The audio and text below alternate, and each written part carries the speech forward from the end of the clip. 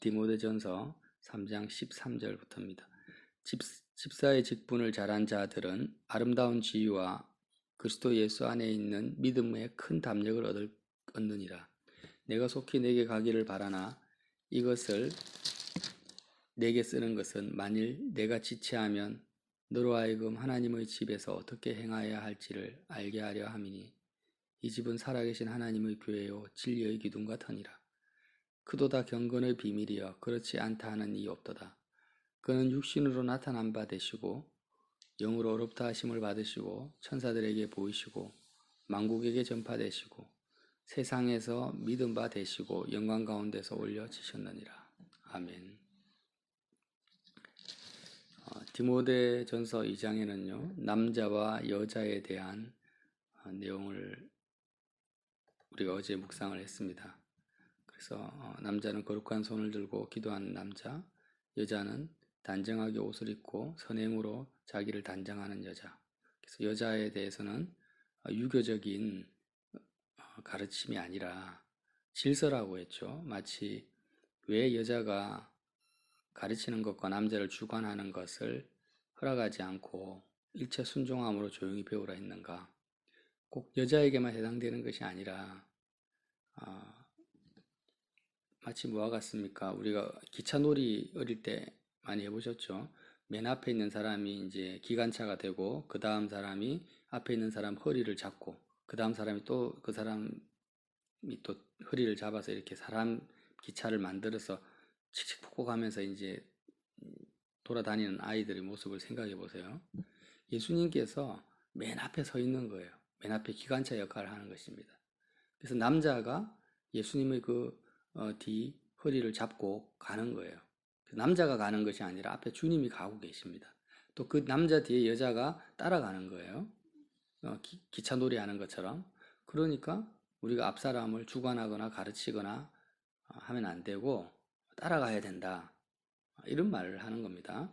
그래서 어떤 남녀 선호 사상도 아니고 상관오류를 말하는 것도 아니고 질서를 말하고 있는 것입니다. 디모데전서 3장에는 이제 또 똑같은 의미에서 좀 확대된 상태, 감독과 집사의 자격을 이야기하고 있는데요.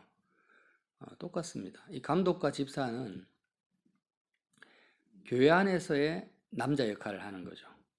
교회 안에서의 남자 역할. 예수님을 가장 앞서 따라가는 본을 보이는 사람들입니다. 이 감독에 대해서는 약 16가지의 덕목을 이야기하고 있고 집사의 자격은 한 6가지 정도를 말하고 있는데 누구를 찾아봐도 이런 자격을 다 갖춘 사람 거의 찾기가 힘들어요. 감독은 선한 일을 사모하는 자라야 한다. 그러므로 감독은 책망할 것이 없어야 됩니다. 책망할 것이 없는 사람이 사실 몇 명이나 있겠습니까? 하나님의 남편이 되고 절제하고 신중하고 단정하고 나그네 대접하며 가득치기를 잘하고 술을 즐기지 아니하고 구타하지 아니하고 오직 관용과 다투지 아니하고 돈을 사랑하지 아니하고 자기 집을 잘 다스려 자녀들로 모든 공손함으로 복종하게 하는 자다. 이런 사람 찾기 거의 힘들죠. 그리고 집사도 마찬가지예요. 정중하고 일구연하지 않고 술에 임박히지 아니하고 더러운 일을 탐하지. 물론 여기에서 3-4가지 정도는 나에게 해당되네 이렇게 이야기할 수 있겠지만 깨끗한 양심의 믿음의 비밀을 가진 자다. 경건의 비밀을 가지고 있다. 이런 것을 다 이런 잣대를 두고 보면은요 정말 힘듭니다. 참 너무 많은 걸 너무 높은 수준을 요구하네. 이런 사람 어떻게 뽑냐 이렇게 이야기할 수 있다라는 거죠. 그런데 이렇게 감독과 집사의 직분을 쭉 이야기하고 나서 14절에 뭐라고 하냐면 내가 왜 이런 것을 너에게 쓰느냐 바울이 디모데에게 말하는 거죠. 내가 만약에 너에게 이제 가려고 하는데 실제로 어떤 사건 때문에 못 가면 너로 하여금 하나님의 집에서 어떻게 남자 여자를 가르치고 감독과 집사를 뽑아서 그들을 잘 다스리고 또 교회 지도자를 세울지를 어떻게 행하여야 할지를 미리 알게 하게 하기 위해서 하나님의 집 안에서 교회를 말하죠. 지금 쓰고 있다 이렇게 말씀을 하시면서 이 하나님의 집은 15절에요. 살아계신 하나님의 교회요 진리의 기둥과 터다. 하나님의 교회고 진리의 기둥과 터다라는 거예요. 그러면서 크도다 경건의 비밀이요. 크도다 경건의 비밀이요. 그렇지 않다 하는 이가 없도다. 이렇게 말씀을 하세요. 그래서 남자, 경건한 남자, 또 선행으로 단장된 여자, 16가지 덕목을 다 준수하는 감독, 집사, 이런 사람들이 교회 안에서 생길 수 있는, 또 그런 사람으로 변화시켜버리는 그 놀라운 경건의 비밀을 이야기하고 있는 것입니다. 기존에 어릴 때부터 좋은 가정교육을 받아서 아니면 성품이 착해서 이런 사람이 생기는 것이 아니라는 거예요. 정말 예수님을 믿는 사람은 주님이 세리와 창기의 친구라는 것처럼, 바울 사도 자신도 디모데전서 1장에서 뭐라고 합니까? 나는 죄인 중에 괴수다. 과거에 비방자요, 폭행자요, 박해자였다. 교회를 잔해하게 폭행하고 박해한 사람이었다. 죄인 중에 괴수였다. 그런데 하나님의 그 놀라운 은혜, 그 은혜로 말미암아서 주의 은혜로 내가 지금 사도로 세우심을 받았다. 이렇게 시작이 돼요. 디모데전서가. 그것이 뭡니까? 경건의 비밀이라는 거예요. 죄인 중에 괴수인 내가 지금 사도로 세우심을 받았는데 이 경건의 비밀이 어디 안에 있다고요? 교회 안에 있다라는 거예요. 하나님의 집, 진리의 기둥과 터라는 겁니다. 그래서 크도다 경건의 비밀이요. 감탄사를 연발하고 있죠. 그렇지 않다는 이가 없도다 하면서 그 경건의 비밀이 뭐냐? 예수님을 말해요. 그는 육신으로 나타난 바 되시고 영으로 어렵다 하심을 받으시고 천사들에게 보이시고 만국에서 전파되시고 세상에서 믿음 바 되시고 영광 가운데 올려주셨습니다. 그러니까 경건의 비밀이 뭐냐면 세리와 창기를 이런 감독과 집사로 변화시켜버리는, 그 바리새인들을 향해서 주님이 뭐라고 책망하십니까? 경건의 모양은 있지만 경건의 능력은 없다, 이렇게 말씀하세요. 겉으로는 경건한 척 하지만 실제적으로 이런 감독과 집사, 거룩한 남자와 여자의 삶을 살아내지는 못한다라는 거예요. 그런데 교회 안에서는 정말 경건의 능력을 나타내는 그 비밀이 있다라고 말씀하시면서, 그 비밀은 예수님인데 어떤 예수님을 말합니까? 예수님의 공생애와 죽음과 부활과 승천, 현재까지의 그리스도의 삶 전체를 지금 요약해버립니다. 16절에. 육신으로 나타난 바 되셨다라는 것은 하늘 보좌 버리시고 이 땅에 오신 거잖아요. 영으로 어렵다 하심을 받으신 것. 그의 삶 전체가 하나님 앞에 어려우셨다라는 거예요. 천사에게 보이시고 부활하셔서 천사에게 보이셨죠. 지금 만국에 전파되셨어요. 주님의 이 삶 자체가 복음으로 전파되고 있고 세상에서 믿음 받으시고 영광 가운데 올려졌습니다. 영광 가운데서 하나님 보좌 우편에 지금 앉아 계신 거예요. 그래서 예수님의 그 공생의 삶과 죽음과 부활 승천 사건, 이 전체가 뭐냐면 경건의 비밀이라고 하는 거죠. 그리스도의 이 땅에서의 삶 전체가 뭐예요? 그 삶 자체가 진리의 기둥과 터라는 것입니다. 이게 경건의 비밀입니다. 다시 말하면, 자, 우리 각자가 예수님을 믿기 전에는 어떤 삶을 살았는지는 모르죠. 노예도 있을 것이고 귀족도 있을 것이고 엄청난 상처를 가지고 씻을 수 없는 상처로 고통스러워하는 사람도 있을 것입니다. 알코올 중독자도 있을 것입니다. 마약 중독자도 있고요. 그런 사람들이 예수님을 믿게 되었어요. 바울과 같이 비방자요, 박해자요, 폭행자 같은 사람들. 그런 사람들이 믿게 됐는데 참 놀라운 것은 뭐냐면 교회 안에 경건의 비밀이 있는 거예요. 그 비밀이 예수 그리스도의 삶 전체라는 것입니다. 다시 말하면 이전에 내가 살았던 삶은 옛사람의 삶인데 내가 이 땅에서 살았던 나의 옛사람, 나의 삶이 예수 그리스도의 이 땅에서 살았던 공생의 삶과 완전히 교환되어지고 대체되어져 버리는 것이 경건의 비밀이라는 거예요. 지금 이제 부모님들이 자녀를 키우지 않습니까? 그러면 부모가 자녀에게 자녀를 사랑하니까 다 물려주길 원합니다. 내가 재산, 집이 있으면 집도 자녀에게 물려주고, 부모가 어떤 그 재벌들이 회장이다 하면은 이 높은 지위를 또 자녀에게 또 지위도 물려주고, 또 자기가 여러 가지 인생 노하우도 이야기하고, 그래서 어떤 능력 있는 부모를 만난 자녀는 그 부모가 가지고 있는 재력과 삶의 지혜를 많이 물려받겠죠. 그래서 출발부터가 다르다고 합니다. 세상적으로 보면 출발부터가 달라요. 그런 것처럼 그 이상이죠. 세상에 어떤 부모도 자녀에게 예수님만큼 물려줄 수가 없어요. 예수님은 뭘 우리에게 주십니까? 자신의 삶 전체를 우리에게 다 주시는 거예요. 예수님이 제자들을 만나고 무리를 걷고, 예수님이 지금 영으로 어렵다 하심을 받았다, 이 말씀. 하나님 앞에서 예수님은 완전한 경건한 삶을 사시죠. 완전한 의로운 삶을 사십니다. 죄가 하나도 없으세요.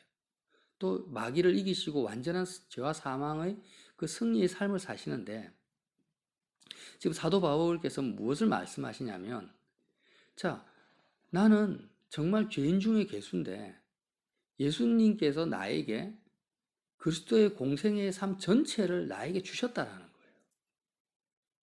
하나님이 세상을 이처럼 사랑하사 독생자를 주셨다라는 것이 어떤 의미냐? 우리가 인생을 살아가다 보면 인생의 터가 있고 기둥이 있습니다.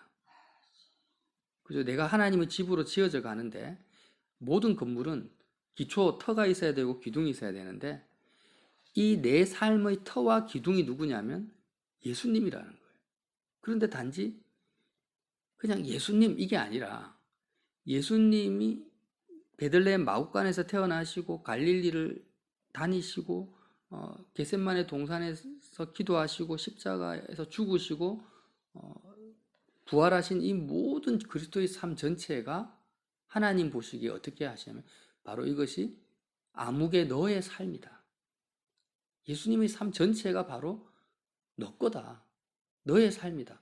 왜? 너는 십자가에서 그리스도와 함께 너의 옛사람, 과거에 너는 죽어버렸고 이제 새 사람, 그리스도 예수 안에서의 새 사람으로 태어났는데, 하나님 보시기에 이 새 사람은 어떤 사람이냐? 바로 예수님과 함께 연합된 삶이라는 거예요. 이게 진리의 기둥과 터라는 것입니다.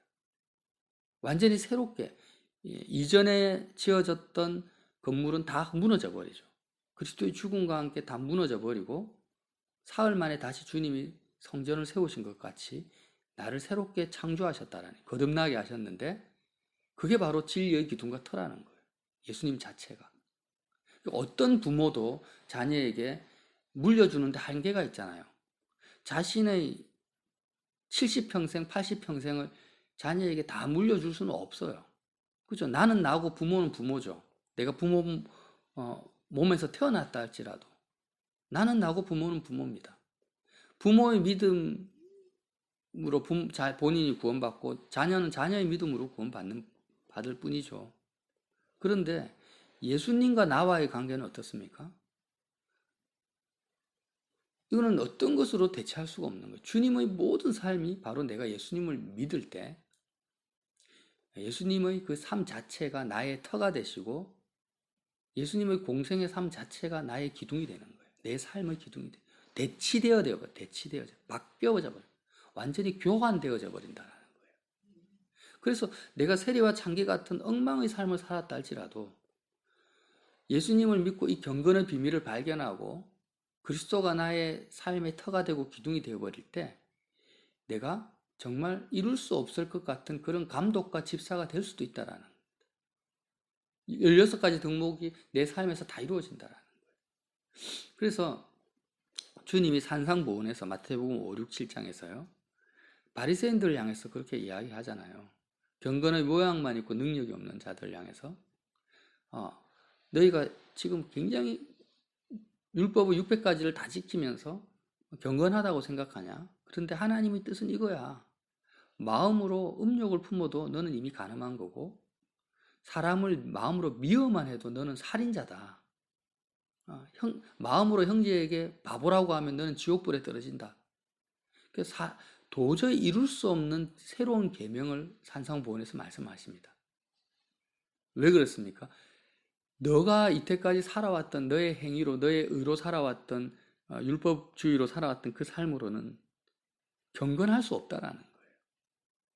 하나님의 의에 도달할 수 없다라는 거예요. 이제는 완전히 나의 삶, 나라는 예수라는 나의 이 삶 자체가 너의 삶이 돼야 된다.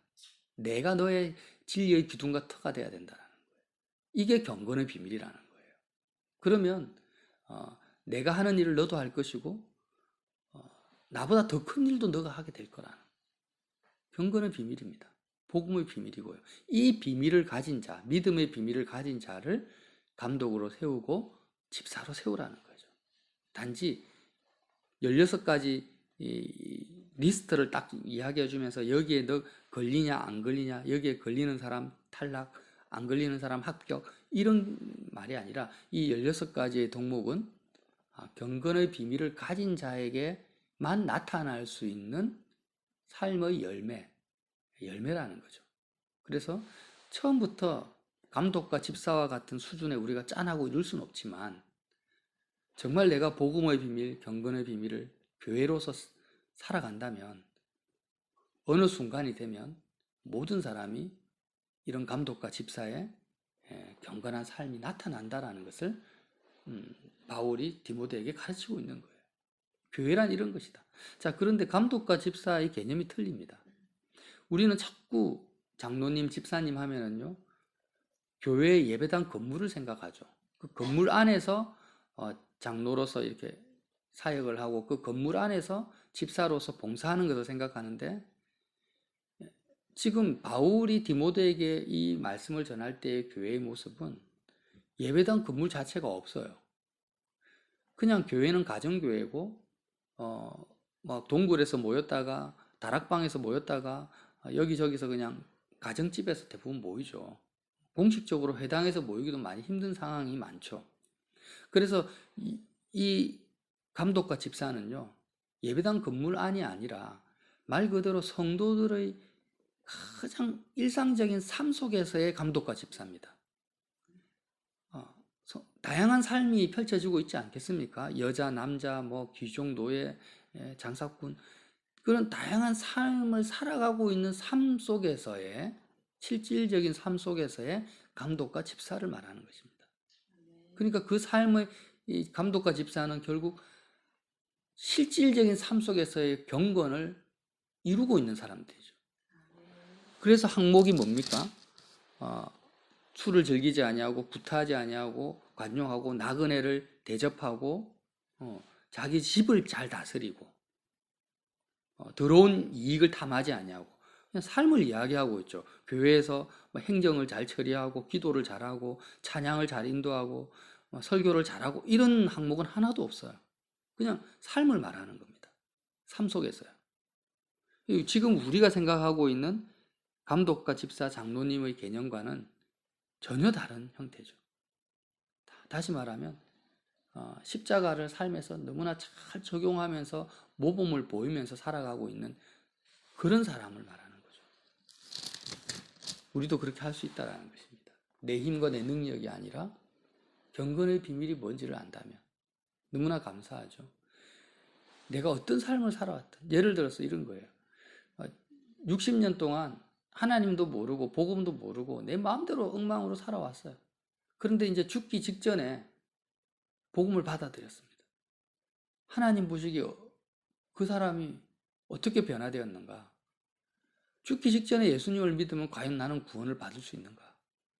정말 믿는다면 받을 수 있다 이겁니다. 왜? 경건의 비밀이거든요.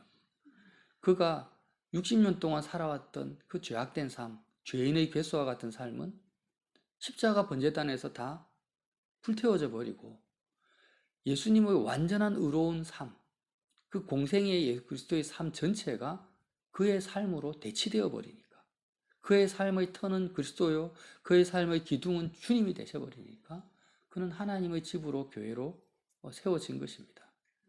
그래서 믿음으로 구원을 받는 거죠.